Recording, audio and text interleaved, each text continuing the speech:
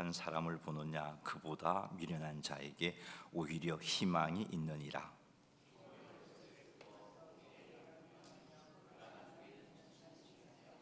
노하는 자는 다툼을 일으키고 성내는 자는 범죄함이 많으니라.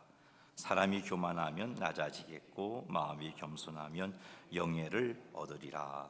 아멘. 자, 우리 인사하겠습니다. 은혜 받읍시다. 하나님의 은혜가 오늘 이 밤에도 우리 가운데 충만하게 되기를 주의 이름으로 축복합니다. 우리 말씀 외우겠습니다. 그리스도를 닮아감 순결부터 한번 외워보겠습니다. 시작. 그리스도를 닮아감 순결. 에베소서 5장 3절 말씀. 음행과 온갖 들어온 것과 탐욕은 너희 중에서 그 이름조차도 부르지 말라. 이는 성도에게 마땅한 바니라. 그리스도를 닮아감 순결. 베드로전서 2장 11절 말씀. 사랑하는 자들아 구류민과 나그네 같은 너희를 권하노니 영혼을 거슬러 싸우는 육체의 정욕을 제어하라. 그리스도를 닮아감 정직. 레위기 19장 11절 말씀. 너희는 도둑질하지 말며 속이지 말며 서로 거짓말하지 말며. 그리스도를 닮아감 정직. 사도행전 24장 26절 말씀. 이것으로 말미암아 나도 하나님과 사람에 대하여 항상 양심에 거리낌이 없기를 힘쓰나이다. 그리스도를 닮아감 믿음. 히브리서 11장 6절 말씀. 믿음이 없이는 하나님을 기쁘시게 하지 못하나니 하나님께 나아가는 자는 반드시 그가 계신 것과 또한 그가 자기를 찾는 자들에게 상 주시는 이심을 믿어야 할지니라. 그리스도를 닮아감 믿음. 로마서 4장 20절 21절 말씀. 믿음이 없어 하나님의 약속을 의심하지 않고 믿음으로 말미암아 하나님께 영광을 돌리며 약속하신 그것을 또한 능히 이루실 줄을 확신하였으니. 자, 한번 계속해서 읽어보겠습니다. 그리스도를 닮아간 믿음. 사도 로마서 4장 20절 21절 말씀. 믿음이 없어 하나님의 약속을 의심하지 않고 믿음으로 견고하여져서 하나님께 영광을 돌리며 약속하신 그것을 또한 능히 이루실 줄을 확신하였으니. 그리스도를 닮아간 믿음. 로마서 4장 20절 21절 말씀. 믿음이 없어 하나님의 약속을 의심하지 않고 믿음으로 견고하여져서 하나님께 영광을 돌리며 약속하신 그것을 또한 능히 이루실 줄을 확신하였으니. 그리스도를 닮아감. 로마서 4장 20절 21절 말씀. 믿음이 없어 하나님의 약속을 의심하지 않고 믿음으로 견고하여져서 하나님께 영광을 돌리며 약속하신 것을 또한 능히 이루실 줄을 확신하였으니. 그리스도를 닮아감. 로마서 4장 20절 21절 말씀. 믿음이 없어 하나님의 약속을 의심하지 않고 믿음으로 견고하여져서 하나님께 영광을 돌리며 약속하신 것을 또한 능히 이루실 줄을 확신하였으니. 그리스도를 닮아감. 로마서 4장 20절 21절 말씀. 믿음이 없어 하나님의 약속을 의심하지 않고 믿음으로 견고하여져서 하나님께 영광을 돌리며 약속하신 그것을 또한 능히 이루실 줄을 확신하였으니. 그리스도를 닮아감 믿음. 로마서 4장 20절 21절 말씀. 믿음이 없어 하나님의 약속을 의심하지 않고 믿음으로 견고하여져서 하나님께 영광을 돌리고 약속하신 것을 또한 능히 이루실 줄을 확신하였으니. 아멘. 수고하셨습니다. 자, 오늘도 계속해서 잠언 29장 말씀을 가지고, 특히 20절에서 23절 말씀을 가지고 하나님께 주시는 지혜를 또 살피도록 하겠습니다. 또 이 지혜의 말씀을 통해서 우리 삶 속에 그 지혜를 누리고 또 하나님이 약속하신 풍성한 은혜가 우리 가운데 충만하게 되기를 주님의 이름으로 축복합니다. 우리 20절 같이 한번 읽어보겠습니다. 내가 말이 조급한 사람을 보느냐 그보다 미련한 자에게 오히려 희망이 있느니라. 아멘. 이 말씀을 보니까 말이 조급한 사람보다 미련한 자가 더 낫다, 그런 말씀을 하고 있습니다. 우리가 계속해서 지금 잠언을 살피고 있는데 잠언에서는 이 미련함에 대해서 굉장히 부정적으로 말씀을 했습니다. 미련한 자는 하나님을 경외하지 않는 자이고 자기 말고는 다른 사람을 생각하지 않고 자기 생각을 절대화하는 사람이고, 그러니까 다른 사람의 권면을 받아들이지 않고 완고하고 고집이 센 사람, 이런 사람이 미련한 사람입니다. 잠언은 이런 미련함에 대해서 아주 심각하게 말씀을 하셨는데, 오늘 말씀을 보니까 이런 미련함보다 더 심각한 것이 있다는 거죠. 그것이 말이 조급한 사람이다, 그렇게 말씀하고 있습니다. 이 말이 조급한 것이 잠언에서 그렇게 부정적으로 지금까지 언급했던 미련함보다 더 심각한 행동이다 하는 것을 우리에게 말씀해 주고 있습니다. 히브리 원문에서 말이 조급하다는 것은 속히 말하다, 경솔하게 말하다, 충분히 듣지 않고 말하다, 이런 의미를 가지고 있습니다. 대화를 나눌 때 대화를 끝까지 들어야 제대로 대화가 되잖아요. 오해도 없고 상처도 주지 않고. 그런데 이 말이 조급한 사람은 그러지를 못합니다. 말을 끝까지 듣지도 못하고, 그러다 보니까 상대방이 하는 말을 제대로 이해하지도 못합니다. 생각보다 말이 앞서게 되고, 충분히 듣지 않고 그 말 가운데 한 단어 몇 단어에 대해서 아주 분노하면서 말을 막 하는 사람, 자기 말에 취해서 다른 사람의 말이나 진리를 듣지 않는 사람, 자기 말이 상대방에게 어떤 상처를 주는지 생각하지 않는 사람, 이런 사람이 바로 말이 조급한 사람입니다. 오늘 잠언 말씀을 보니까 이렇게 말이 조급한 사람보다 미련한 자에게 오히려 희망이 있다, 그렇게 말씀하고 있습니다. 이렇게 볼 때 정말 말이 조급한 것이 심각한 거구나. 잠언에서 미련함에 대해서 그렇게 심각하게 말씀하셨는데, 이 말이 조급한 것에 대해서는 그거보다는 덜하겠지라고 그렇게 생각할 수 있는 상황인데, 오늘 말씀을 보니까 그렇지 않다는 겁니다. 말이 조급한 것을 대수롭지 않게 생각해서는 안 되겠구나 하는 것을 깨닫습니다. 말이 조급한 것이 미련한 사람보다 더 심각한 행동이다 하신 이 말씀을 우리가 꼭 기억하셔서 말을 많이 하는 사람이 아니라 말을 조심하는 그런 우리가 되었으면 좋겠습니다. 사랑하는 성도 여러분, 말을 듣고 즉각 말하는 사람이 되지 말고 정말 말을 듣고 한번 생각해보고 말하는 우리가 되었으면 좋겠습니다.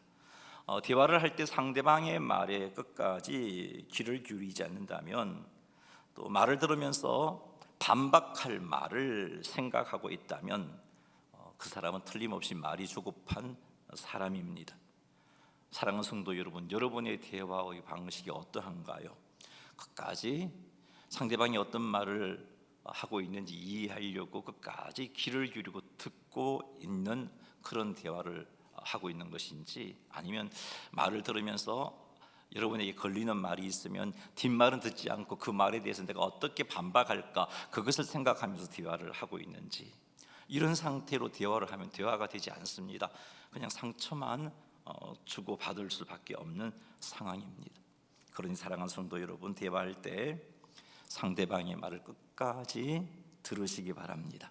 그리고 상대가 말을 끝내게 되면 즉시 말하지 말고 조금 시간을 두고, 의도적으로 조금 시간을 두고 기다리시기 바랍니다. 그 잠시 기다리는 시간 동안 감정도 좀 다스리시고, 그리고 잠시 기다리는 그 시간 동안 하나님께서 기뻐하시는 말씀이 무엇일까, 지금 내 속에서 떠오르는 이 말이 과연 하나님께서 기뻐하시는 말일까, 그것을 한번 생각해보고 말을 하셨으면 좋겠습니다.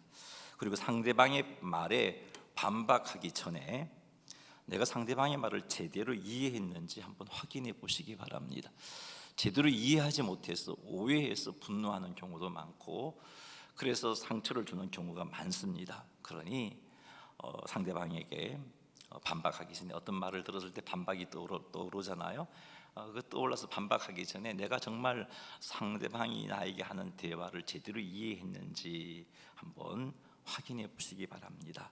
내가 듣기로는 이런 말인 것 같은데 제가 제대로 이해를 했나요? 이런 식으로 한번 확인해 보시기 바랍니다. 그리고 상대방의 말을 듣고 반박을 준비하기 전에 왜 상대방이 그렇게 나의 행동에 대해서 느꼈는지 한번 물어보는 질문을 해보시기 바랍니다. 오해로 인한 그런 상처들, 또 아픔들, 관계의 깨어짐을 우리는 회복할 수가 있습니다. 그리고 대화 중에 상대방의 말을 끊고 싶은 생각이 들 때 그 생각을 잠시 멈추고 상대방이 무슨 말을 하는지, 상대방의 말을 제대로 이해하고 있는지 한번 살피시는 그런 대화를 하셨으면 좋겠습니다. 이렇게 할 때 우리는 말이 조급한 사람이 되지 않을 수 있습니다. 말이 조급한 사람은 미련한 사람보다 더 희망이 없다라고 성경은 말씀하고 있잖아요. 나의 삶 가운데 말이 조급함이 없는지. 여러분, 부부간의 대화에서도 마찬가지입니다. 그 부부 싸움이 있을 수는 있지만 그 싸움이 상처를 주고 그래서 관계를 좀 소원하게 만드는 큰 이유 중에 하나도 이 말이 조급한 그것 때문입니다.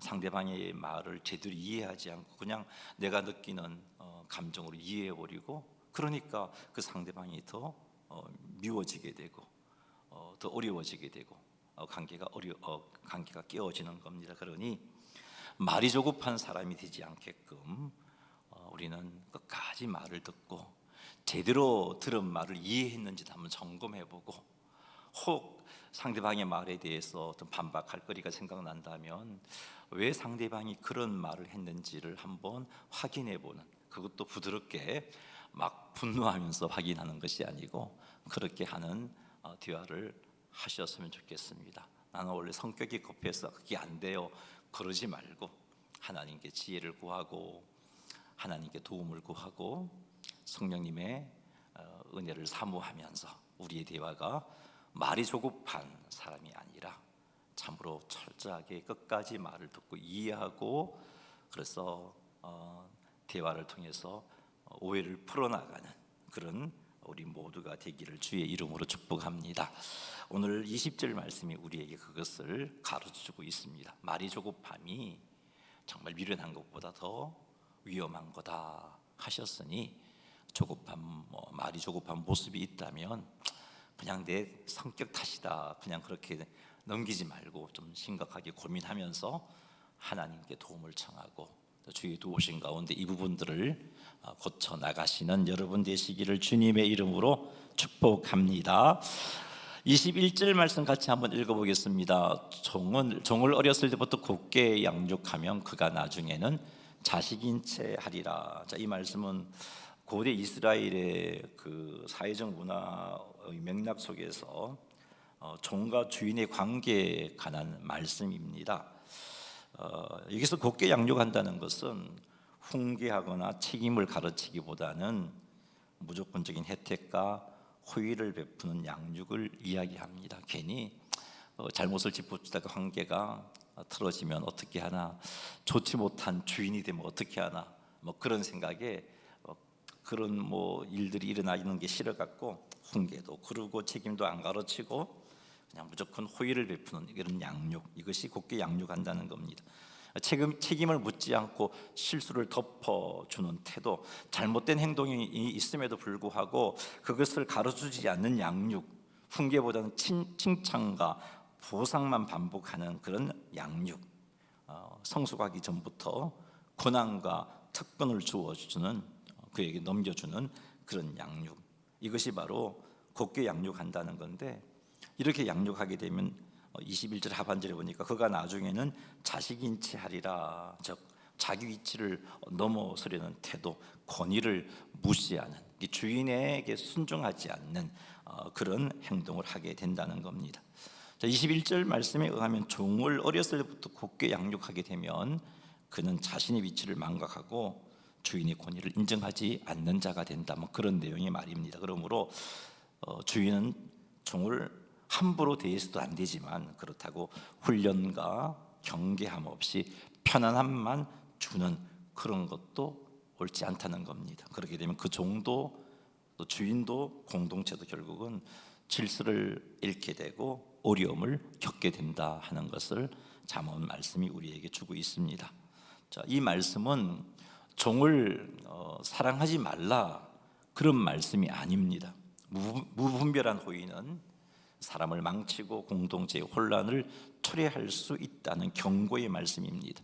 주인은 종에게 사랑을 베풀 때 책임과 질서와 한계 안에서 사랑을 베풀어야 한다는 그런 교훈을 주는 것입니다.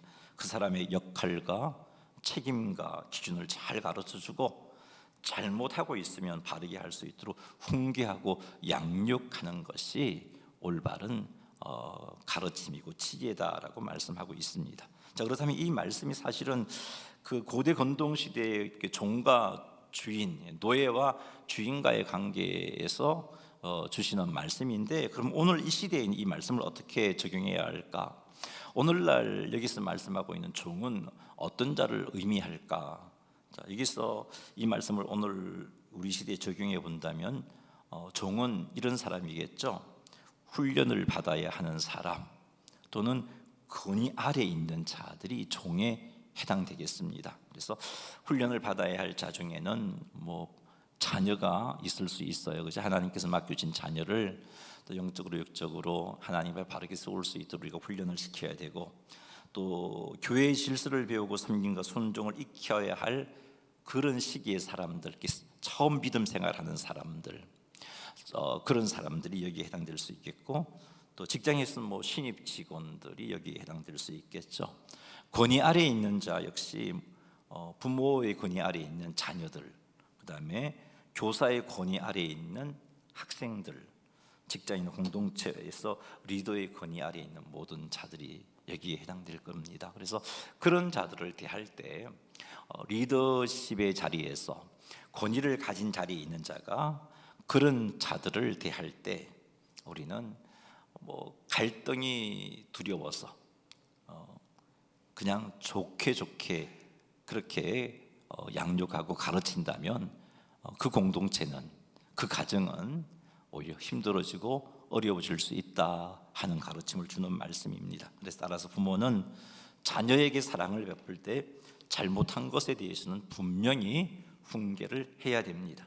권위를 가지고 있는 자, 리더십을 가지고 있는 자는 권위 아래에 있는 자들을 또 훈련받아야 할 자들을 바르게 양육해야 됩니다. 잘못된 행동을 했으면 책망해야 되고 훈계해야 되고 책임을 가르치는 일을 해야 됩니다. 잘못하고 있는 것을 보고서도 괜히 말로 했다가 관계가 어려워지고 갈등 생기는 것이 싫으니까 해야 할 훈계와 또 지시를 회피해 버린다면 그것은 올바른 관계를 망치는 행동입니다. 그 사람의 역할과 책임과 기준을 잘 가르쳐주고 잘못하고 있다면 바르게 할 수 있도록 훈계하며 양육하는 것이 지혜다고 오늘 말씀이 우리에게 가르쳐주고 있습니다. 사랑하는 성도 여러분, 훈련을 받아야 할 자들을 대할 때 갈등이 싫어서 해야 할 훈련을 피하고 있지는 않는지 여러분을 한번 점검해 보시기 바랍니다. 여러분의 권위 아래에 있는 자들에게 좋은 사람으로 보이고 싶어서 싫은 소리를 그냥 참고 있지는 아니한지 한번 살펴보십시오. 이런 행동들은 우리 모두를 힘들게 하는 결과를 낳습니다. 공동체를 망치는 결과를 낳습니다. 그러니 사랑하는 성도 여러분, 여러분이 책임을 지고 있는 사람이 잘못을 하고 있다면 부드럽지만 분명하게 그 잘못을 알게 해주는 그것이 지혜입니다. 그가 해야 할 책임을 분명히 알려주는 것이 지혜입니다. 이것이 오늘 잠언 29장 21절이 우리에게 가르쳐주는 것입니다. 이 말씀을 꼭 기억하여서 갈등이 두려워서 좋은 게 좋은 거다 하면서 가르쳐주는, 바르게 양육하는 것을 회피하는 자가 되지 말고 여러분의 리더십 아래에 있는 자들을 바르게 세워내는 그런 지혜로운 삶을 사시기를 주님의 이름으로 축복합니다. 22절 말씀 읽어보겠습니다. 노하는 자는 다툼을 일으키고 성내는 자는 범죄함이 많으니라. 자, 이 말씀은 분노가 공동체를 허무는 요인이다 하는 것을 보여주는 말씀입니다. 노하는 자는 다툼을 일으킨다. 여기서 노한다는 것은 쉽게 화를 내는 사람을 가리킵니다. 자, 이런 사람은 사소한 문제 앞에서도 크게 분노하는 사람입니다. 그러니 이런 사람이 있는 공동체는요, 다툼이 일어나게 되어 있습니다. 그 다음에 성내는 자는 범죄함이 많다라고 말씀하고 있습니다. 여기서 성내는 사람은 분노를 품고 있는 사람을 가리킵니다. 분노를 품고 있다는 것은 분노를 계속해서 마음속에 간직해 놓고 있는 상태를 이야기합니다. 예를 든다면 어떤 사람이 나에게 상처를 주었습니다. 그 상처가 너무 크기 때문에 그 사람만 생각하면 속상하고 그 사람이 믿고 분노하는 마음이 사라지지 않습니다. 몇 달이 지나도 몇 년이 지나도 그 사람 이름만 나오면 감정이 올라오고 얼굴 표정이 굳어지고 말투가 달라지고 은근히 그 사람에 대해서 좋지 않는 말을 하게 됩니다. 이런 경우가 분노를 품고 있는 경우입니다. 자, 이렇게 분노를 품고 있으면 오늘 말씀을 보니까 범죄함이 많다라고 말씀하고 있습니다. 범죄함이 많다는 것은 죄를 짓는 횟수가 많다라는 의미라기보다는 다양한 죄를 낳는 통로가 생긴다라는 뜻입니다. 분노를 품고 있으면 다양한 죄를 짓게 된다는 거예요. 분노를 품고 있으면 미움, 다툼, 폭언, 복수, 교만 등 다양한 죄를 짓게 된다는 그런 말씀입니다.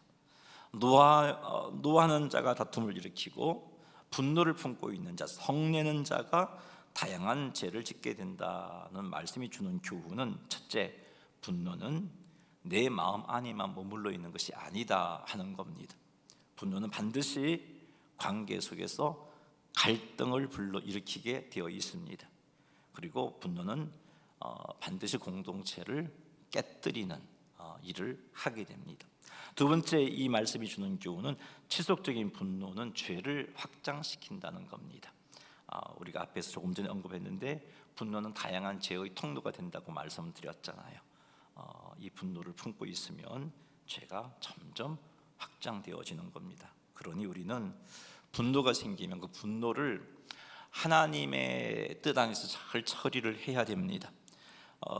내게 생긴 그 분노를 정당화시킨다면 결국은 분노로 인하여서 옳지 않은 행동을 하게 되어 있습니다. 그래서 나는 원래 성격이 급해서 뭐 그런 거야, 화를 낸 거야, 이런 반응이 아니라 내 안에 다툼을 일으키고 다양한 죄를 짓게 하는 분노가 생긴다면 이게 좀 심각하다는 것을 스스로 인정해야 됩니다. 야고보 1장 20절 말씀 한번 읽어보겠습니다. 사람이 성내는 것이 하나님의 의를 이루지 못함이라. 성내는 것, 분노하는 것은 하나님의 의를 이루지 못합니다. 분노는 이런 결과를 가지고 있어요. 그래서 우리 속에 분노가 있다면 뭐 다양한 이유가 있겠죠. 그 사람이 이렇게 나에게 했기 때문에 그를 향한 분노는 당연한 거야 하고 그 분노를 품게 된다면 결국은 하나님의 의를 이루지 못하게 된다는 말이에요. 그러니 우리는 내게 있는 분노를 성격 탓하면서 정당하게 해서도 안 되겠고 그 사람이 나에게 행한 그 행동이 악하다는 것을 가지고 나의 분노를 정당화시켜서도 안 되는 겁니다. 분노가 내게 일어난다면 이 분노는 우리가 하나님의 의를 이루지 못하게 만드는 것이다 하는 말씀을 꼭 기억하여서 이 분노를 잘 다스릴 수 있게끔 하나님의 은혜를 구하시기 바랍니다. 분노가 일어날 때 그리고 한번 점검해 보십시오. 이 분노가 왜 일어나는가? 나의 자존심 때문에 일어난 분노인가? 아니면 정말 하나님의 의를 이루지 못하기 때문에 일어난 분노인가를 한번 점검해 보십시오. 그리고 그런 모습으로 내게 일어나는 분노가 나의 자존심이 상해서 일어난 분노라면 그 분노를 주님 은혜 가운데 잘 다스릴 수 있기를 주의 이름으로 축복합니다. 그리고 분노하는 마음이 생길 때 즉각적으로 그 분노를 표출하지 마십시오. 그럼 틀림없이 후회할 행동을 하게 되어 있습니다. 잠언 14장 29절에 의하면 노하기를 더디하는 자가 크게 명철하다 그렇게 말씀하고 있습니다. 명철한 삶을 사는 게 무엇입니까? 내게 일어난 분노에 대해서 더디게 반응하는 겁니다.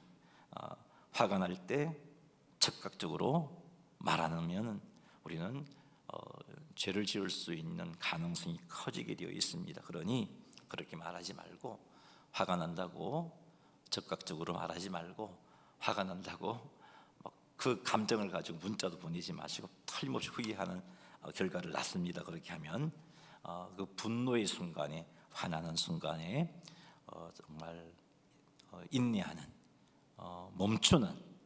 멈추는 것이 지혜인 겁니다. 그럴 때 후회하지 않는 그런 행동도 할 수 있고 관계를 깨뜨리지 않을 수 있는, 이렇게 분노함으로 뱉은 말은요 나중에 사과를 해도 그 깨어진 관계를 회복하기가 참 힘들어져요. 그래서 여러분 오늘 지혜의 말씀입니다. 더디게 반응하는 것이 지혜입니다. 그리고 분노를 오래 품지 않도록 결단하시기 바랍니다.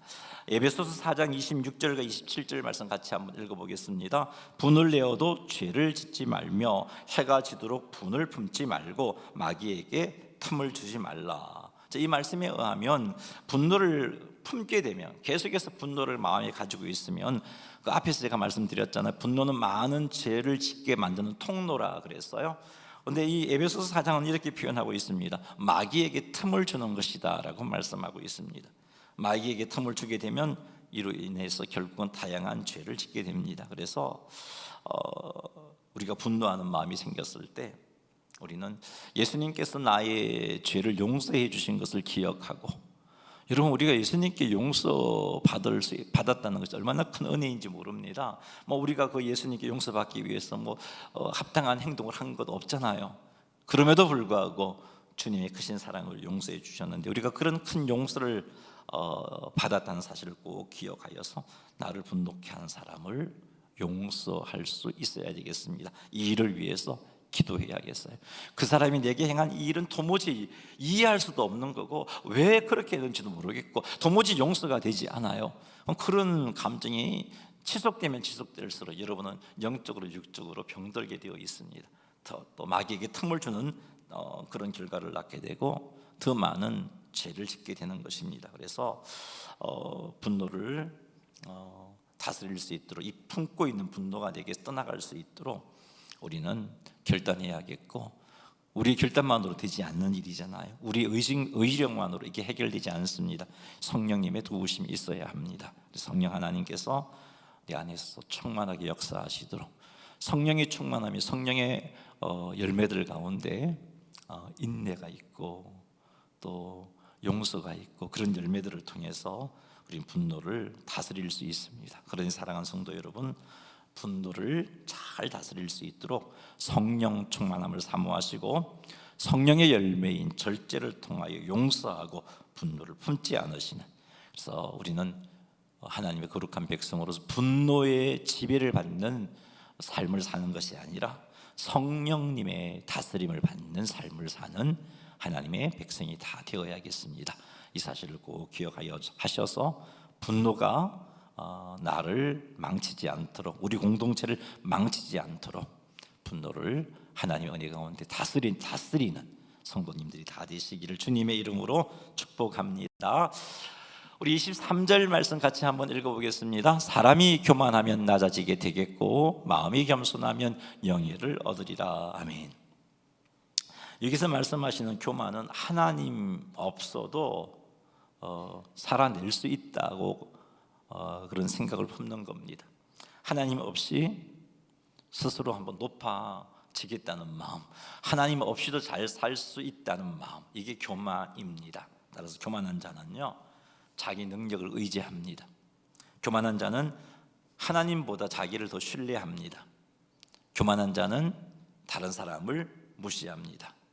교만의 본질은 하나님의 자리에 자기를 두는 겁니다. 그래서 하나님은 교만한 자를 대적하시는 겁니다. 23절 말씀에 의하면 사람이 교만하면 낮아진다라고 말씀하고 있습니다. 낮아진다는 것은 하나님께서, 하나님의 섭리 가운데 실제로 그 교만한 사람을 꺾으시고 부끄러움을 당하게 하신다라는 의미입니다. 사람들 앞에서 높임을 받았던 위치가 무너지게 하시고 그가 가지고 있는 영향력이 상실되게 하시고 실패와 좌절을 맛보게 하시고 영적 침체에 빠지게 하는 것, 그게 낮아지는 겁니다. 23절 말씀에 의하면 마음이 겸손하면 영예를 얻게 된다라고 말씀하고 있습니다. 자, 겸손은 하나님 앞에서 자신의 참 위치를 아는 사람입니다. 나는 하나님의 피조물, 그래서 철저하게 하나님으로부터 은혜를 공급받지 않으면 살 수 없는 자, 내게 일어난 모든 것이 하나님의 은혜라는 사실을 아는 사람, 그래서 하나님을 의지하고 살아가는 사람이 겸손한 사람입니다. 겸손한 자는 스스로를 결코 높이지 않습니다. 겸손한 자는 억울한 자리에 떨어졌을 때 자기 힘으로 그 억울함을 풀려고 하지 않습니다. 하나님께 맡깁니다.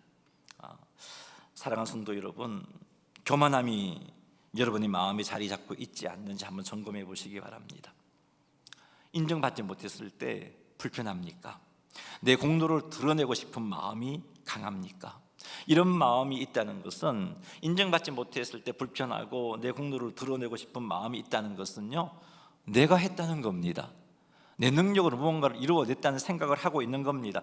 하나님이 은혜 때문에 한 것이라고 입으로는 말할 수 있을런지 몰라도 그 마음으로는 이게 은혜 때문에 한 게 아니고 내가 한 거다고 생각하고 있기 때문인 겁니다. 이게 교만이죠. 근데 사람이 인정해 주지 않아요. 속상한 겁니다. 내가 했는데, 내가 열심히 했는데 왜 인정해 주지 않는 거지? 사람들 앞에 내가 헌신한 거, 나의 수고함, 공로들을 드러내고 싶은 겁니다. 왜? 내가 했으니까, 내 능력으로, 하나님의 은혜로 한 것임을 정말 아는 사람이라면 드러낼 공로가 없습니다. 하나님이 하신 거니까. 인정받지 못해서 불편하고 공로를 드러내고 싶은 마음이 있다면 나는 교만한 겁니다. 그러니 여러분, 하나님 앞에 고백하십시오. 나의 나 된 것은 하나님의 은혜입니다. 모든 것이 하나님의 은혜입니다. 이런 고백을 하시기를 주의 이름으로 축복합니다. 억울한 일을 당했을 때, 속상한 일을 당했을 때 그것을 내 힘으로 해결하려고 하지 마십시다. 하나님께 맡기십시다. 이게 겸손함입니다. 베드로전서 5장 우리 5절 6절 우리 외웠던 말씀인데 6절만 같이 한번 읽어보겠습니다. 그러므로 하나님의 능하신 손 아래에서 겸손하라. 때가 되면 너희를 높이시리라. 하나님 앞에, 하나님의 능하신 손 앞에 겸손한다는 것을 철저하게 다 맡기는 겁니다. 하나님께 맡기는, 억울하고 속상한 일을 맡기는 겁니다. 때가 되면 하나님께서 높이신다. 오늘 23절 표현을 빌려온다면 영예를 얻게 되는 일들이 일어나는 겁니다. 이 사실을 꼭 명심하셔서 정말 겸손한 삶, 교만함이 아니라 겸손한 삶을 사셔서 우리 하나님이 우리의 삶을 책임져 주시고 회복해 주시는 그런 은혜를 풍성하게 경험하시는 성도님들이 다 되시기를 주님의 이름으로 축원합니다. 교회에서